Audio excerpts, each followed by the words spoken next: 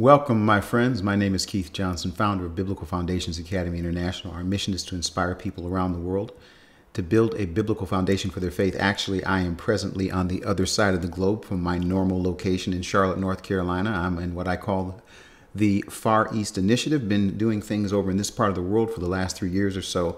I have to apologize right off the top. I'm not able to bring all the bells and whistles of great production.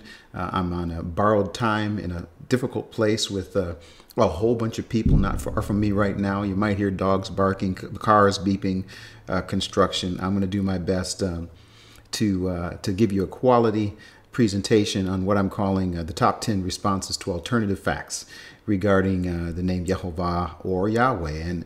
And I have to tell you something. I got to give you some background before we get started. I'm going to do something I've never done before. I'm actually going to bring a presentation from some folks unedited, other than I'm going to stop their presentation and then respond. So I'm not going to change anything. I'm not going to add anything. I've never really done this before, and so I've got some challenges, as I mentioned over here.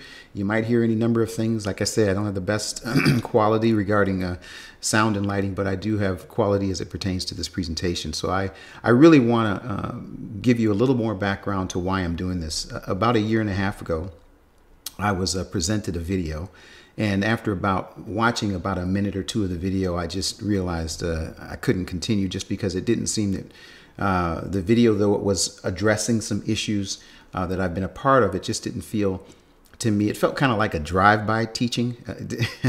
I wasn't really sure the depth of information that the people that were presenting actually had. Well, here a year and a half later, I was presented with the video again. And this time I did watch the entire thing. And in light of some things that are taking place really right now, here in the last couple of weeks, I just don't think I just don't think I cannot respond. I don't think, in other words, I have to respond. Now, I'm doing this unscripted, folks. I'm just going to give it to you from my heart. But I've got 10 responses to a presentation that was presented. And lots of people have seen this presentation. And so that's part of it for me, is that I just feel like there needs to be a legitimate response. You know, so many times people say that they want to have discussion and they want to have dialogue. What really it ends up turning into a debate. And then unfortunately, sometimes those debates debase people.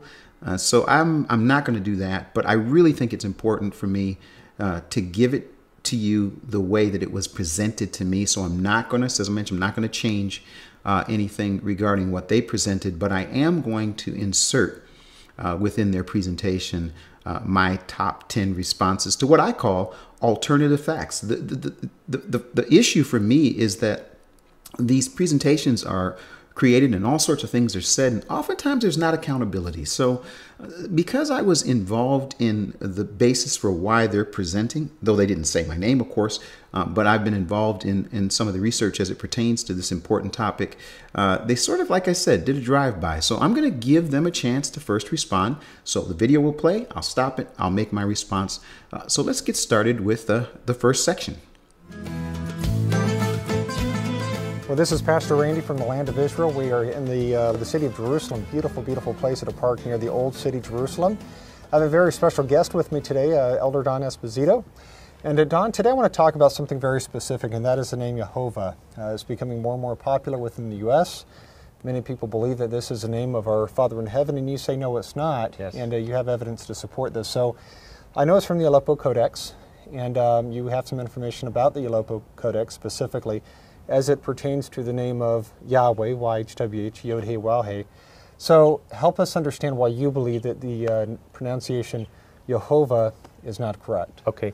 First of all, it's well documented, and we'll give the sources when we end here. It's well documented that the rabbis in the 6th to 10th century, when they were starting to put the vowel pointing, because before that there's no vowel pointing in any of the texts, that because they didn't want someone to inadvertently say the name Yahweh, that they took the vowels from Adonai and put those vowels into the Yod-Heh-Vav-Heh. So that's a fact. And that's where we get Jehovah. Exactly. Jehovah or Yehovah, it's the same thing. It's the same thing that's coming. So that's where that comes from.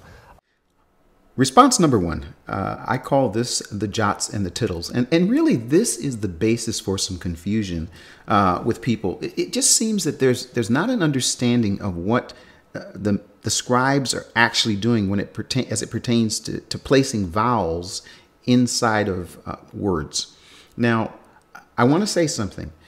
There's a sort of popular response that says that the Masoretes in the 6th century created the vowels. No, they didn't create the vowels. They created vowel markers, which they placed into the consonantal text where we would be able to read it and others would be able to read it. This is really important point. It isn't that they invented these vowels. They simply invented a system by which they could use that system to help people like you and like me and people throughout history who no longer by memory knew how a certain word was pronounced. For example, if you open up a Torah scroll, there are no vowel markers there, but there are vowels. How are there vowels? You cannot, pronounce the first word in the Bible, Bereshit, without and and e. Those are vowel sounds placed within the consonant. So whether it's the young person that's preparing for a bar mitzvah or a bat mitzvah, they actually read a Torah scroll without vowel markers. However, they are trained to understand what the pronunciation is of those words. So I'm just going to give you what I believe to be an important quick little response on the jots and the tittles. There's a famous rabbi, teacher back in the 1st century who said that not one jot or one tittle in English, but in Hebrew and in Greek, what he's really saying is there's not one consonant or one vowel. Now, the markers were not there in the 1st century, but the pronunciation of words, which included consonants and vowels, that did exist. And it existed from the time of the beginning of the Torah until this very day and will continue forever. You cannot speak words without vowels. So just to be clear about that.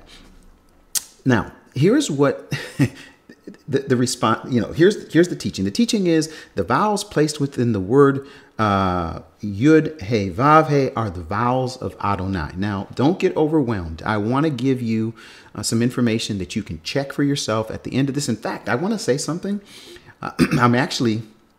I have a real crazy challenge. I'm actually going to be challenging my friends all over the world who have different opinions that want to discuss and have dialogue, even debate without debasing each other. I'm going to be inviting them to have a conversation with some others. And I've already made the invitation to some people who have different views of this. And when we get to the end, hopefully you'll also take that invitation. But the vowels placed within the word Adonai, here are the consonants, Aleph, Dalet, Nun, and Yud. The first vowel marker is a Hataf Patach, that is the sound A. The second vowel is a Cholim, and the third vowel is a Kamatz. Now, these are the vowels placed within the word Adonai. The Masoretes did not create that pronunciation. They simply created vowel markers so that we could say Adonai instead of la, a, u, or something else. This is the way the word was pronounced back at the time that it was given by tradition. And what they did in the 6th century on is they created these vowel markers. Now, the vowels placed within the 4 consonants, what are the 4 consonants?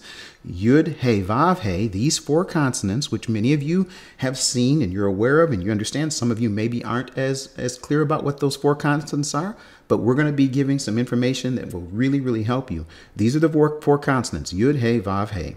These are the 2 vowels, the Shiva and the Kamatz, which we find in Hebrew manuscripts thousands and thousands of times where the scribe said, we're going to place these 2 vowels within these 4 consonants so that it cannot be pronounced. If I come across this word, 4 letters with 2 vowels, it's an impossibility. It's not something that you can pronounce according to the Hebrew grammar. Now, here's where it gets exciting. This is where the rub is. This is where the issue comes that the people are, debating. If I open up a Hebrew manuscript and I see 4 consonants, Yud, He, Vav, He, and 3 vowels, all of a sudden, this word comes alive. All of a sudden, this word begs from me to be able to pronounce it. And but then this is where the issue comes in. If I see this, I get excited. Now, what the people who are opponents to this presentation, to this information might be, is they would say, no, actually, if you see the 4 letters with 3 vowels, that's actually the vowels. Those are actually the vowels of Adonai. Now, I come from a tradition. I was at a seminary where this is the normal. This is what you say. This is it. However, I had a really wonderful opportunity to actually look and see what the scribes did, and I'm going to show you what the scribes did. Now, the vowels placed within the words Adonai and Yehovah. Here are the vowels right next to each other. A, O, A, E, O, A. This is not something that I'm like pulling out of the air. This is not my opinion. This is by both tradition and witness. If I look into the manuscripts, I see Adonai and I see E-O-A. A-O-A, E-O-A. Adonai, Yehovah. I'm going to say it over and over again so you understand. I'm telling you about the jots and the tittles. Now, if I were to just take away that aleph and take away that yud, you would see that there's a difference between the vowels of Adonai and the vowels of Yehovah. Do you see it? I mean, that is not the same vowel. It's just not. No matter how you slice it, those vowels are not the same. Now, here's what's really exciting. There are no occurrences in the Aleppo Codex, we're going to get to that in just a second, where the scribes place the full vowels of Adonai into the name. In other words, in the most important Hebrew manuscript that we have, we do not find this form, Yahovah. Some people say it that way, but that is not what we find in the actual manuscripts of the Aleppo Codex and the Leningrad, which I'm going to talk about in a second. Now, there's some really exciting things about new discoveries. I cannot wait until this invitation at the end, because these new discoveries are going to give us an ability to go even further on the confidence and understanding the information regarding the name. There is confusion, however, between how the name is read, Adonai, versus how the name is written as Yehovah. Now, there is no debate. When the scribes are writing Yud, He, Vav, He, and placing even the 2 vowels, E and A, which we find mostly, it is the instruction from them that when the reader comes across Yud, He, Vav, He with 2 vowels, they are to say Adonai. In fact, to this very day, if you are reading a Torah scroll, or a young person at a bar mitzvah or a bat mitzvah is reading a Torah scroll and they come across those 4 letters, they will say Adonai. However, that's how they pronounce it. That's how they say it. That is not how it is written. And I got to say something. I'm going to beat this drum. Hopefully you're a person, one of those people who saw the video of these 2 men making this presentation, and you'll take what I call a second look, kind of like Moses, slow down and take a second look at the burning bush. The bush is burning right now. There's some information that's coming that to me, now I'm not going to make it through this presentation without just who knows? I'm going to try not to shout, but I am pretty excited about it. Let's now go back to the alternative facts video. Right now, we're going to give them a chance for the second section. Now, you basically have 2 codexes that come from the vowel pointing era, and that's the Masoretic text, which is the received text of Judaism and almost everybody. And then there's a second text called the Aleppo Codex. The Aleppo Codex coming from Aleppo, Lebanon, where the problems are going on today. That's where the codex was written, and it's a good text. Not that it's a bad text, but what happened was a few people that actually got their hands on the text. They started looking at this text, and they found that it is very similar to the Masoretic text in many ways, and that the same vowel pointing that the rabbis did, that we know they admit that incorrectly vowel pointed to Adonai, but they're out of the 6,823 times that the Tetragrammaton or the Yod He Vav He is there, it's vowel pointed to Yehovah 50 times out of that. So this crazy theory that came up that really doesn't have any premise of or basis of evidence for it, is that somehow the scribe accidentally 50 times put the right name, which should be Yehovah.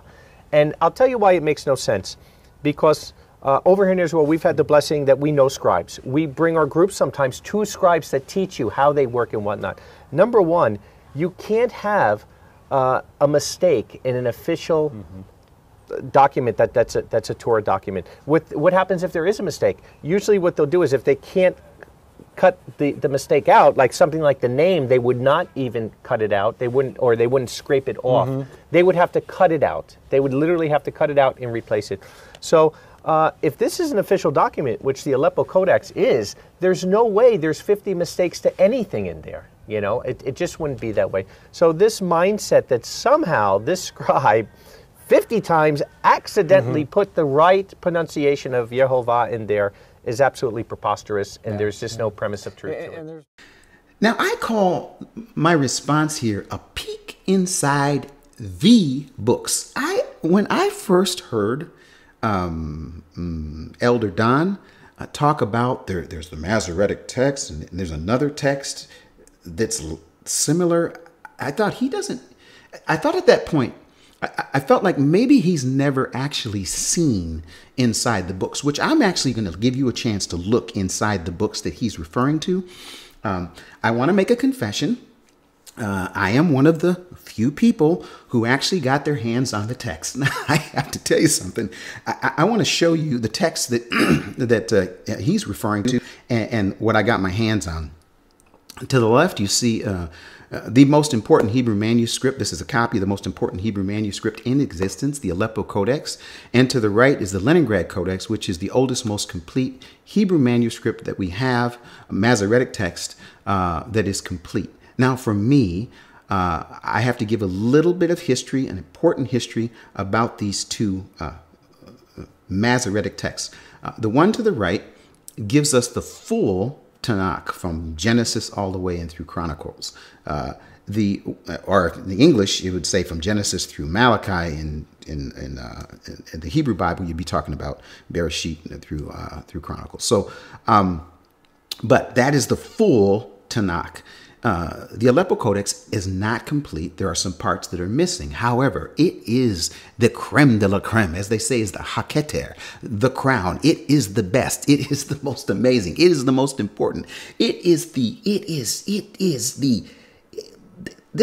text, the Aleppo Codex, I cannot even believe that I had an opportunity to be able to see it with my own two eyes in a copy, which I was given by my friend, the late Reggie White, who actually brought this gift to me, the Aleppo Codex, based on some manuscripts that were actually unbound. He actually got 4 of them.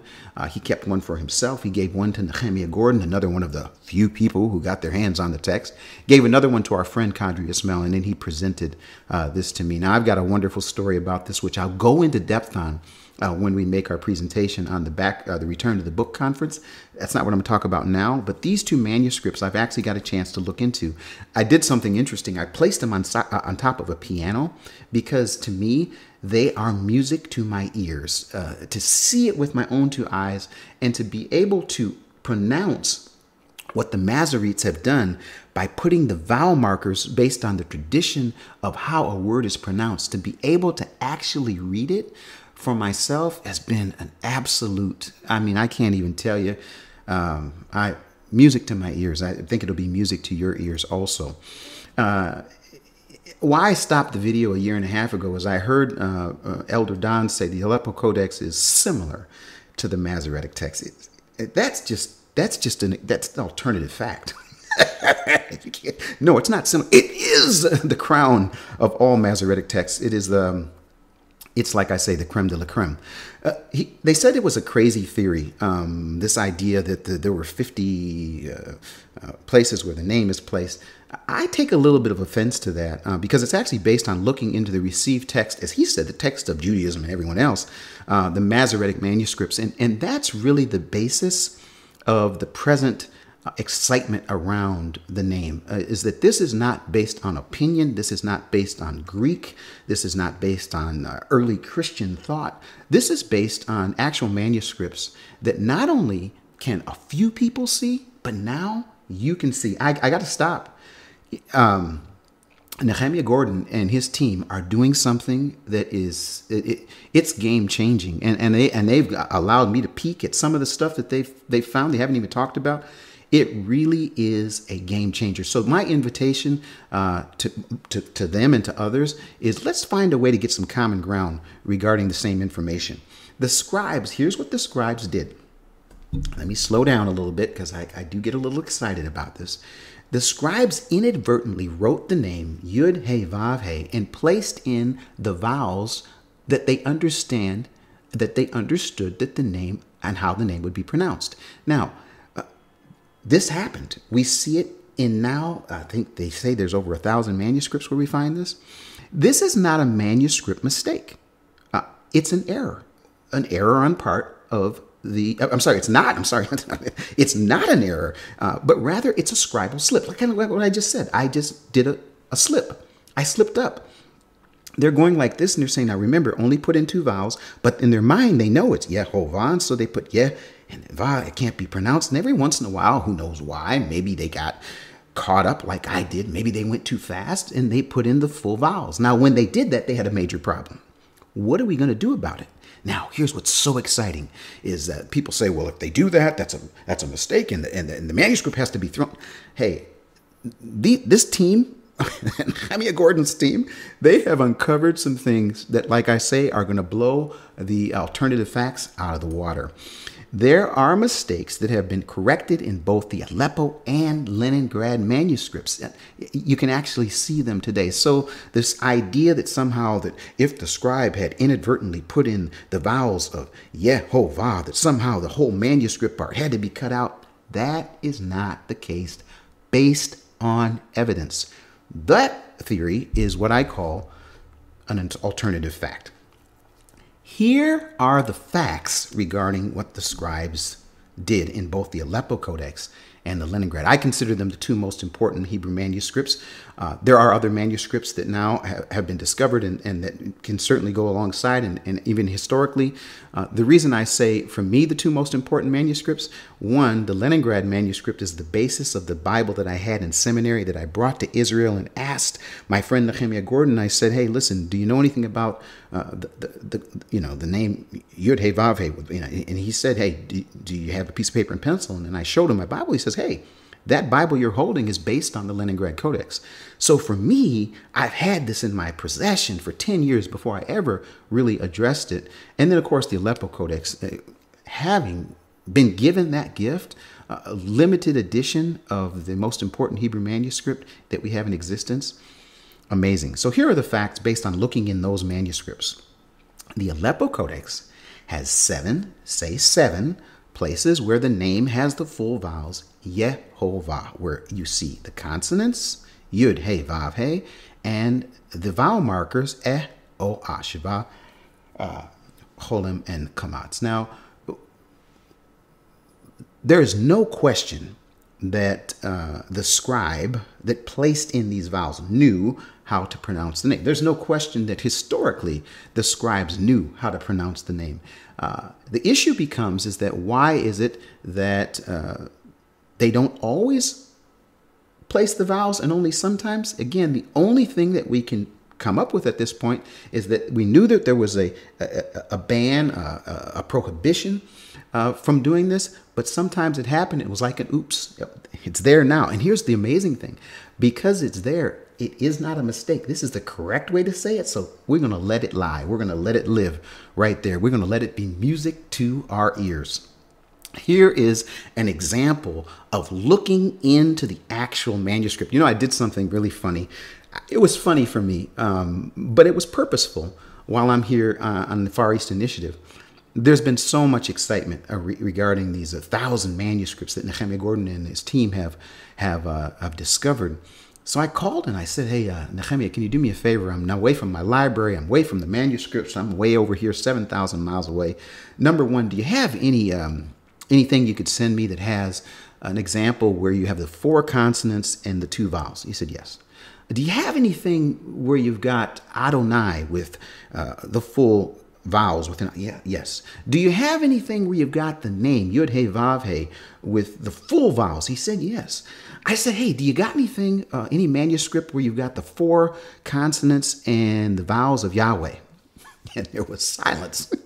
He says, of all the thousands of manuscripts, we can't find it. It doesn't exist. We'll get a little to that later. But here's what's really cool about what we're looking at here. This is the Aleppo Codex, Ezekiel chapter 28, 20 through 22. Now, let's be like Moses. Let's slow down and take a look. You, my friend, right now, you are going to get a chance to read from the most important Hebrew manuscript in existence. Here you see 4 consonants, Yud, He, Vav, He, and you see the normal practice of only putting in 2 vowels, a Sheva and a Kamatz. When I come across this 4-letter word, I can't speak it if I were to read it the way I see it. That's the scribe saying, no, don't do it. But then later, the scribe got caught up. Here it says Adonai, Aleph, Dalet, Nun, Yud, and there is a Chataf Patach, a Holim. You can't barely see it in, here, but it's there, and a Kamatz. Then the next word he's supposed to do is he's supposed to put Yud with a Shavah and an Holim and probably like a Hirik, so it's like the vowels of Elohim. And I'm going a little far, but I want you to see this. Instead, he gets caught up and he puts the vowels Yehovah. Now, I'm sure he looked back and thought, let her lie. This is from the Aleppo Codex, my friend. You, right now, are reading from the Aleppo Codex. The Leningrad Codex. Now, I got to be honest, for me, it's my favorite manuscript just because it's my first manuscript. It's my first love. It's what just opened my eyes in the land of Israel. I sat up all night looking into my scientific version, the Biblia Hebraica Stuttgartensia, my Hebrew Bible that I had from seminary, which is based on the Leningrad. And I found the first time, I still remember, it was 3 o'clock in the morning. Nehemiah said, well, you've got your Bible. Look in your Bible. I asked him a question. I said, hey, Nehemiah, can you show me in my Bible where it places the 4 consonants and the 3 vowels? And at that point, he's like, I don't know exactly where it is, but it's there. He couldn't have it from memory. He certainly had seen it. I went back to my apartment. I stayed up till 3 in the morning.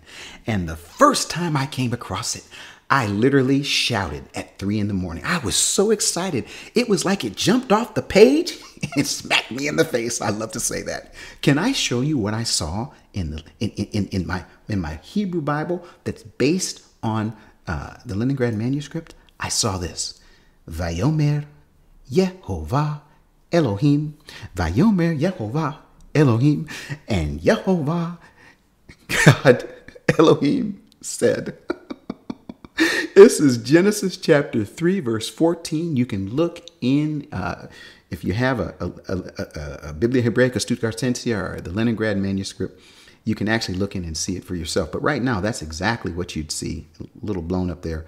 So this is why I am going to challenge my brothers, brother Don and brother Paul and all the other brothers that I've tried to engage and have conversation with to look into the actual Hebrew sources rather than parroting opinions. I have to tell you something. There's a lot of parroting of opinions that's taking place regarding this topic, and that's just not good enough. If we're going to go ahead and get into this conversation regarding his name, let's treat it with excellence. Let's do our best. Let's be able to say we saw it for ourselves. Now, let's go back to the video, which I call the alternative facts. And there's no other documents that support Yehovah. Is that no, correct? It's absolutely just the not. Aleppo Codex. It's just those 50 instances out of 7,000. Absolutely, you're right. If you look into all the ancient text, all the ancient documents, everything written by Judaism, like I said, we'll go over a few of these here in a minute. Everything. Well, this is a good says one, the folks. name is Yahweh. I saw this and I thought to myself, I want to give him grace because this was actually recorded in 2016, where Brother Paul says to Brother Don, now there's just this one manuscript, right? And just this one, and they mix the facts. That's why I call them alternative facts sometimes. But he says, no, there's no other place where we find this. Let me tell you something. There's no competition. It ain't even close.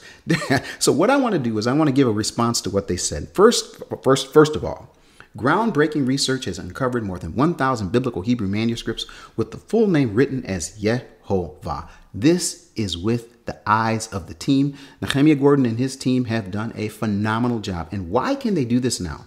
Because just within the last year, Hebrew manuscripts are being uploaded digitally from different libraries where they have collections of thousands and thousands and thousands of manuscripts, and they found a way to be able to quickly get access to those manuscripts and to see them and check for themselves. And I'm telling you, they're talking about more than 1,000 biblical Hebrew manuscripts. How many actual times within those 1,000 manuscripts?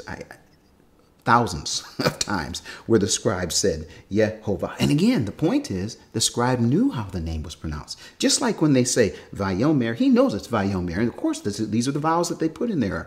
David, of course, these are the vowels they put in there. They know it's Yehovah. They just have the band that says, but you're not supposed to pronounce it. Sometimes, as he's writing in his mind, he knows it. And sometimes he puts that little cholim there. I call it the cholim from heaven. That allows you and me to pronounce it.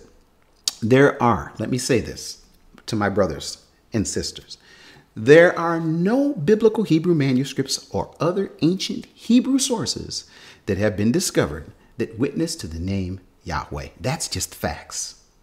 That's just the facts.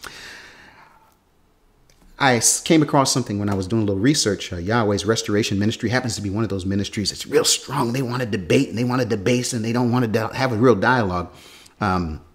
They even say on their website, Yahweh is confirmed within Greek documents from church fathers and Gnostic writings. Hello? Are they serious? Those are the sources. Greek documents, Gnostic writings versus the received text of Hebrew manuscripts, it ain't even close. There's no competition. Now, I'm not going to go into the depth of what that really means that they're saying. I think they might want to remove that from their site, because some of you might actually check what those documents are and what those Gnostic writings are. And it's where everything, and personally, I've been blessed being here, that I've had the opportunity to know some very high rabbis and priests. And how long have you been here in Israel? 20 years. 20 years. So that's a long time. Very long time. Good experience. And even the Samaritan priests, who are Levites, they've done DNA, they're Levites. They're the only priests that have never left the land of Israel. So they're not like the other ones that are here that came back later. And we asked the priest clearly, is the name Yahweh? And he said, yes, it is. So, response number 4. Here comes the big kahuna. I mean, this is where they're going to say, look, we've got witness. Who are the ones who say Yahweh?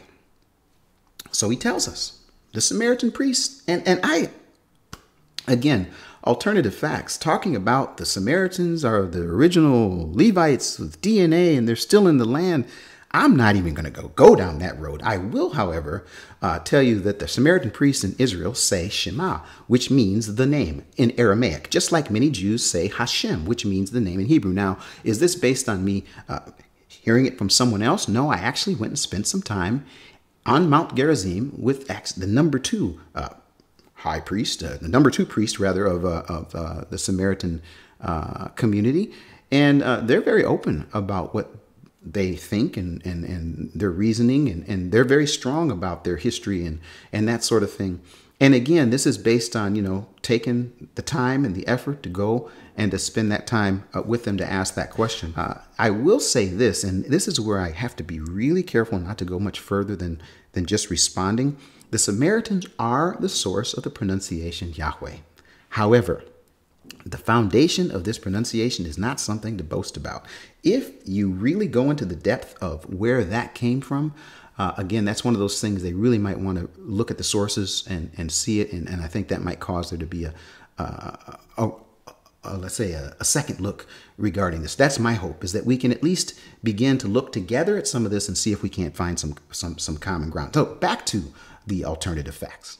In fact, it reminds me, you've been a tour guide here in Israel, and our archaeologist we had with us, I won't mention his name out of respect, but his wife is a Yemenite Jew, and I had the opportunity while on Mount Carmel to ask him, is the way Don pronounces the name, is that correct? And he says, yes. And he went on to say this, which I found really fascinating. He said, based on my Yemenite wife, which we know Yemenite is the oldest form of Hebrew, he says, based on my Yemenite wife and how she would pronounce the name, is exact.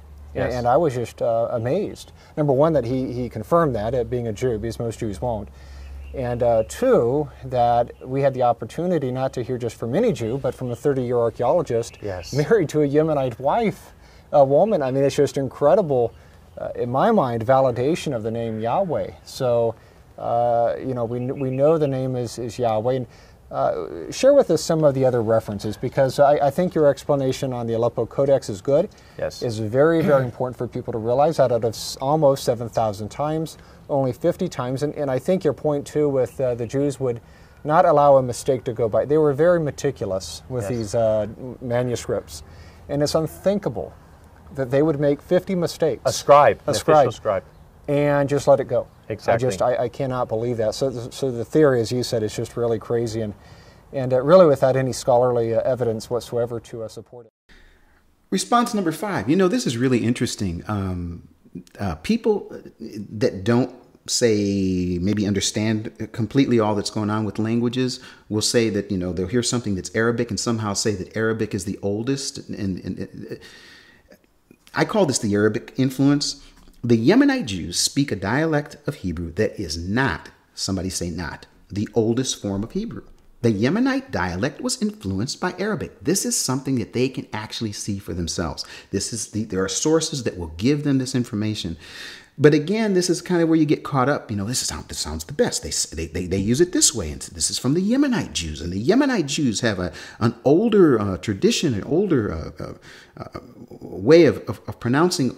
Yeah, again, if you want to say it, Arabic is the oldest, you know, knock yourself out. The true scholarly evidence, and this is, again, what I want to say about their, can I say, it's a debasement sometimes. The true scholarly evidence is found in the very manuscripts that we have in our hands.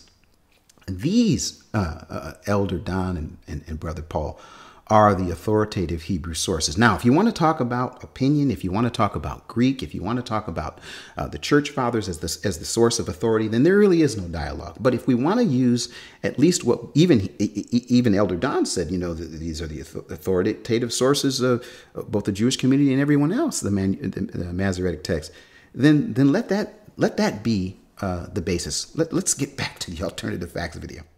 But anyway, share with us some evidence for Yahweh's name. Yeah, let me read a few of these, because there could be thousands upon thousands of people that will see this, that it isn't just our opinion, but this is actually from Judaism from the very beginning. This is coming from Webster's Collegiate Dictionary. It says Yehovah, or Jehovah, is a false reading of the Hebrew Yahweh. That's from 1973 edition. Encyclopedia Americana. Yehovah, or Jehovah, erroneous form of the name of the Elohim of Israel. That's coming from 1972, volume 16. Encyclopedia Britannica. The Masoretics, who from the 6th to the 10th century worked to reproduce the original text of the Hebrew Bible, replaced the vowels of the name Yod-Heh-Vav-Heh with the vowel signs of Adonai, or Elohim. Thus the artificial name Yehovah came into being. That's also from the New Encyclopedia Britannica, 1993. Now, does that say Jehovah or Yehovah in the actual reference? Yeah, in the English, they're putting Jehovah, but Yehovah is the same. And it is the same, and I want to make that point. Because some may say, or it doesn't say Yehovah, but J is not in Hebrew. Yes. They would have had Yehovah. So that's an important point. I just wanted to make sure so our viewers realize that even though you're saying Yehovah and it says Jehovah, it's the same thing. It's the because, same. Again, Hebrew does not have a J sound. Yes. And in English, if you go into the original King James Bible from 1607, 1611, when you saw the J, you'd be saying Yah. Yes. There matter of fact, the original 1611 King James had no J. Yes, it didn't even have a J. It was an I. But when the J came in, interesting enough, in German today, our brethren that are in Germany, when you see the word Joel, Joel, we would say, they say Yoel. In German language today, which the Ashkenazis come from, the J is still a Y. So that's why you're right. When you're saying Jehovah or Yehovah, it's same thing. Absolutely the same thing. This is the Jewish Encyclopedia now. Yehovah or Jehovah a mispronunciation of the Hebrew Yahweh, the name of Elohim. The pronunciation of Jehovah or Yehovah is grammatically impossible. Now, I have to tell you, if there's a pet peeve, this is probably one of the top 2 pet peeves I have. He started out the video saying, look, we're going to give you the sources for why we know that it's Yahweh and it's not Yehovah. And I'm thinking, okay, this is great. They must have, maybe they have 1,000 manuscripts. Maybe they have a team that's been looking into Hebrew manuscripts. And I'm thinking, drum roll, here it comes. And I'm thinking, okay, I'm going to watch the whole video. And then here were the sources. Webster's Dictionary, the Encyclopedia Americana, and even the new Encyclopedia Britannica. Can I tell you guys something? Those are not Hebrew Bible sources. But if you want to stick to dictionaries, there is a dictionary that's a pretty important one, at least in the community that I come from, in the seminary community, in many places called the Anchor Bible Dictionary. If you want to stick to dictionaries, here's what the Anchor Bible Dictionary says.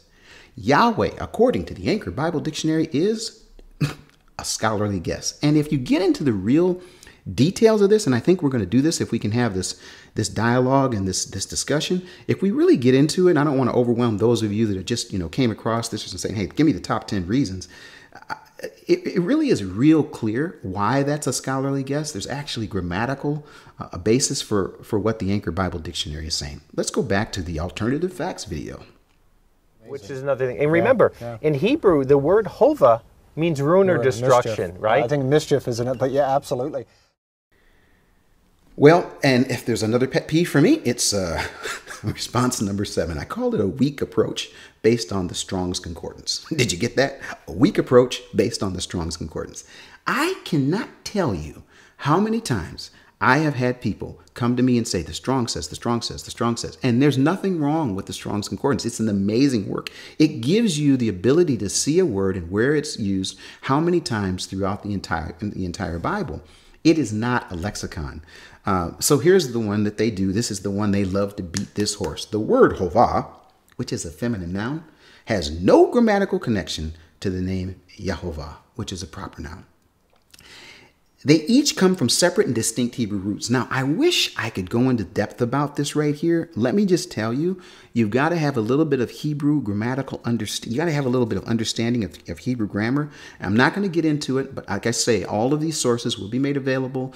We're going to be making an invitation to you and to them to again, see some of this stuff for yourself if they're willing to go through it. But I have to, one of our editors, he's a genius. I said, can you give me, what are some examples in English, of like why you can't say Yehovah comes from, or Hovah comes from Yehovah? What are some English examples?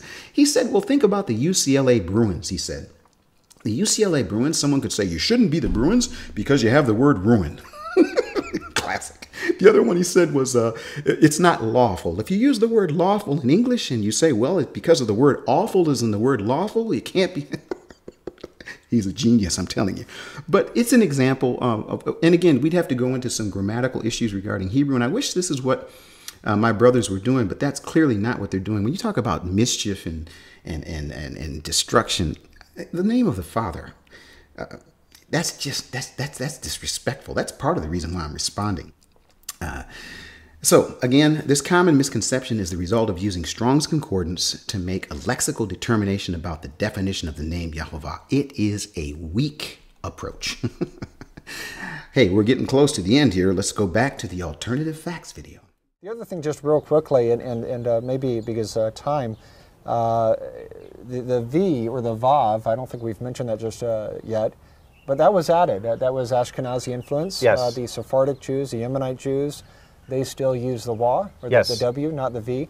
So that's another point, that Yahweh or Yehovah, the Vav or the V is not correct based on Hebrew grammar. And actually the Ashkenazis also use the Wa. They know from biblical Hebrew, they know it's Wa. Nobody doubts that. Absolutely. Yeah, I have a biblical program. Yeah, even Ashkenazis, they'll say that. Yeah. So even though in modern Hebrew they use the Vav, everybody, a matter of fact, I don't think I've ever met someone here in Israel that's a scholar that ever debated that. Yeah. Response number 8, real short. It's an accident on accent. I don't know how many times I've heard this. And again, this information is available. It's something that we're going to have to be willing to get into. You're going to have to be willing to if you want to go through this. But again, my point is that, these guys made this drive-by teaching and all these people watched it. And they knew lots and lots of people were going to watch it. I don't know how many people will see this, but at least for me, those of you like me that like to see things for yourself and understand it based on the sources, I just think that, let's take a look. The V sound in Yehovah exists in both biblical and non-biblical sources and has been retained in many other Jewish communities beyond the Ashkenazi European community. Again, this is information that you can actually see for yourselves, and it's really easy to make these statements, these responses without having any information. But this is something that actually we can back up. And again, the invitation will come. Well, I'd like to thank you for sharing everything you did with us, because it really is important for people to realize that our Father in heaven has it. Matter of fact, I wanted to read something just real quick here. This is from Acts. As a matter of fact, it's a quote from Joel 2, but I'm going to read from Acts 2, verse 21. This is Peter speaking. He says, "And it shall come to pass that whoever shall call on the name of Yahweh shall be saved." Yes. This shows, and this is one of many, many, I mean, we could go all day long looking at the importance of Yahweh's name. This is just one of many passages showing the importance. And this is why it's important to get it right, though. Yes. And this Yehovah, as you said, is an impossibility within the Hebrew. Yes.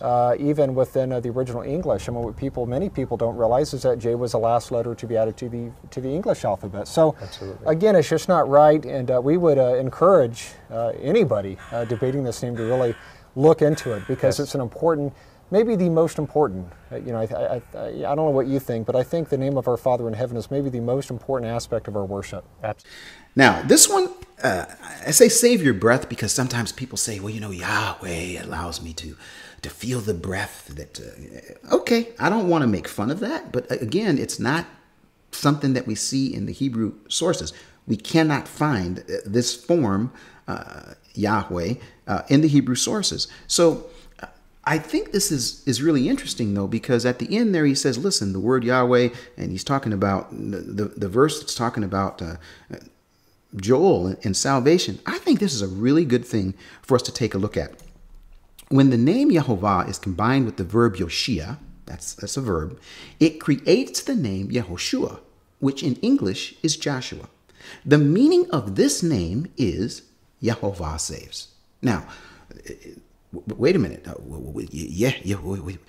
We got to change. We got to change the pronunciation of Yehoshua. We got to make it Yahshua or something like that. But in the Hebrew sources, no scribe argues. No scribe says you can't speak it. No rabbi would say, no scholar would say that Joshua's original name, they would not argue. They'd say, yeah, that's his original name, and it would be pronounced Yehoshua. The shortened form of his name is Yeshua, not Yahshua. Now, this Yahshua is an attempt to take Yahweh and force it into the name that they know is connected somehow to salvation. So what they do is they do these gymnastics. You don't have to do the gymnastics. Just open up the Hebrew Bible and you see Nehemiah chapter 8, verse 17. Yeshua, son of Nun. This is the shortened form of Yehoshua, son of Nun, who was the first man, by the way.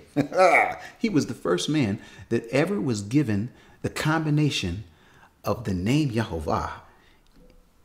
Oh boy. He used to be called Hosea. Moses looked at him and said, you know what? There ain't no way he's going to be able to do it. He's taking people into the new land. He's going to need help from Yehovah. So now your name is no longer Hosea. It is Yehoshua. You got to get excited about that. And in the shortened form of his name, it would be Yeshua. Yeah. Okay.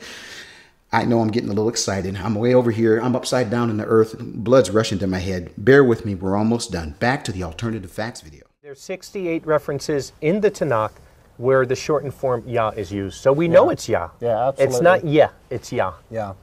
Or again, I'd like to thank you. And again, it's been a pleasure being with you in the Holy Land. And just for our viewers, we're right near the city, old city of Jerusalem, in a park, beautiful park. Very important site, but I'll let you talk about that later. But I'd like to thank you for watching this short program. I pray that it's been a blessing to you. And again, we would encourage you to look into Yehovah if you believe this and realize that this is not a name we find within Hebrew or Greek, certainly not within English. It's an impossibility, as Elder Don stated, and we would just encourage you to look into it because, again, our Father's name is very, very important. It's vital to our worship, and this is something we can't get wrong. So I pray that it's been a blessing to you, and thank you for watching, and may Yahweh bless you. Bye-bye. Now, they called this whole thing crazy, and so I want to make a crazy challenge. Now, before I make the crazy challenge, I got to respond to something that Brother Don said. He actually said there were 68, no, there are actually 49 instances in the Tanakh where the term, the poetic form, Yah, appears as a separate poetic form of the name. There is no argument about that. That's actually a beautiful thing. Moses does it, I think it is. Help me, somebody. Oh, I think it's Deuteronomy, yeah, where he's talking about the sea and what the creator of the universe did. He's doing a poem about what Yehovah did. I'm sorry, Exodus chapter 15, I believe it is. Bear with me, I don't have notes here. It's off the top of my head. But again, what he did is he took the name Yehovah and he created this beautiful form of Yah, which is a poetic form of Yehovah. When the name is connected to the end of a word, it is Yah. When it is connected to the beginning of a word, it is Yeho. There are biblical examples of both. You can find it over and over and over. In First Temple times, it would be Yeshayahu, which is Isaiah, you know. And then in Second Temple times, it would be Isaiah in English, Yeshayah. That's Yah at the end. But then you go to another name like Jonathan, Yehonatan, Yeho at the beginning, Yah at the end. Example after example after example. Again, I'm getting a little long here, but again, this is something that you can see for yourself. Now, let me get personal. When I heard these men say that the name Yehovah, found in thousands of times in Hebrew manuscripts, is a crazy theory and that it is preposterous and that there is no premise of truth, I was inspired, challenged to respond. And the truth of the matter is I was offended. And what offended me wasn't so much personal to me. It was that they were proclaiming this to the public without looking at the sources themselves. And so this is my response. I've responded. And again, at the level at which they brought it, I responded in that way. I'm not giving you all the details. I'm not giving you all the sources. However, I do want to invite you to something that will help you get more information.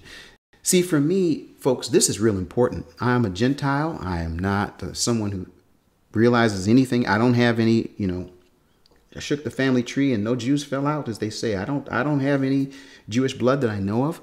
However, I am a foreigner who has joined. I've Levited myself, the original Levites. I've Levited myself to, in English, it says the Lord, and to minister to him and to love the name. I love his name. Now, if I read that verse in the English Bible, I'm stuck because I'm dealing with a title. But if I read that verse in the Hebrew Bible, something happens. Now, what they're wanting me to do is they're wanting me to take a form, and they're saying this form, Yahweh, is the name that I am to love. The problem is I can't find it. What I can find in the Hebrew manuscripts, and now thousands of Hebrew manuscripts, we find that beautiful musical name, Yehovah. So for me, when I read the English Bible like this, I do something. I actually remove the Lord.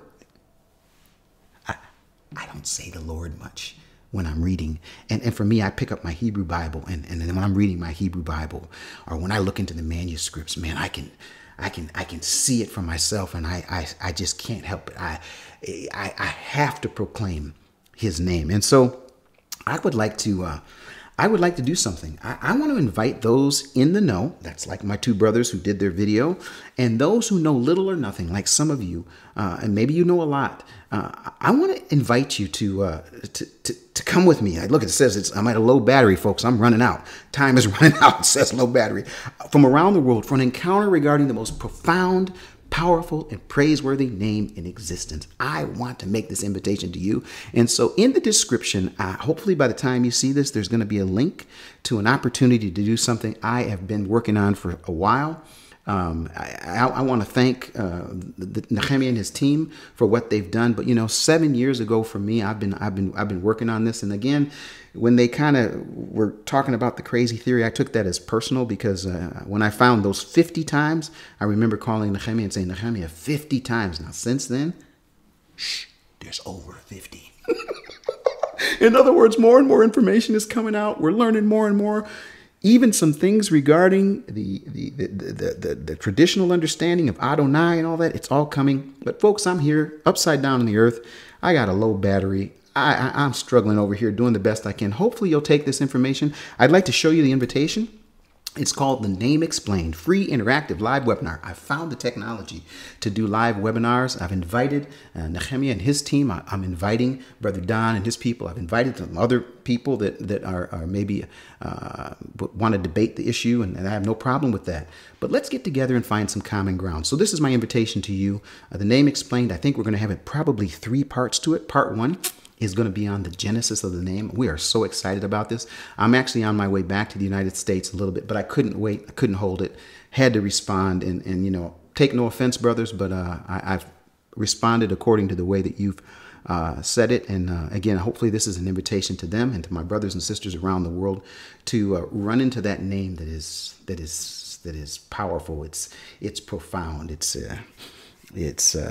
poetic. It's amazing. And so in his name, I want to thank you for this opportunity, for listening.